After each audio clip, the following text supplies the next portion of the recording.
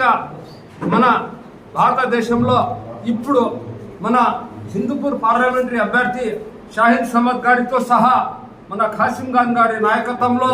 షాహీన్ సమద్ గారితో సహా member of parliament గా భారతదేశంలో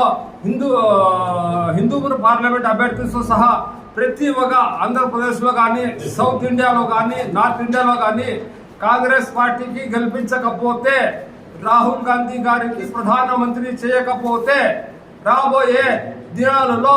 నరేంద్ర మోడీ నాయకత్వంలో అమిత్ షా నాయకత్వంలో ఒక మైనార్టీ ఒక ఎస్సీ ఒక ఎస్టీ ఒక బీసీలకు ఓట్ల హక్కు కూడా కూర్చేస్తాడని చెప్పి నేను తెలియజేస్తూ ముఖ్యంగా నేను ఒకటే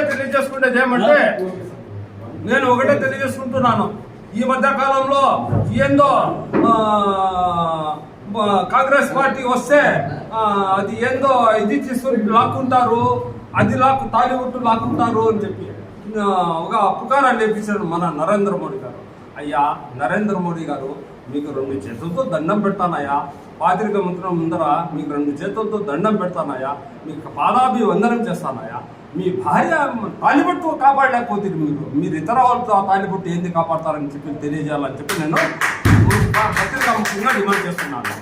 రాబోయే ఎన్నికల్లో ఖాసిం ఖాన్ గారి నాయకత్వంలో ఇక్కడికి ఎంతమంది ఉన్నారో వాళ్ళందరికీ నేను మనవి చేసుకుంటాడా, నేను ఛాలెంజ్ చేస్తాడా, మన హిందూపూర్ పార్లమెంటరీ అభ్యర్థి షాహీన్ సమద్ గారికి ఖచ్చితంగా గెలిపిస్తాము.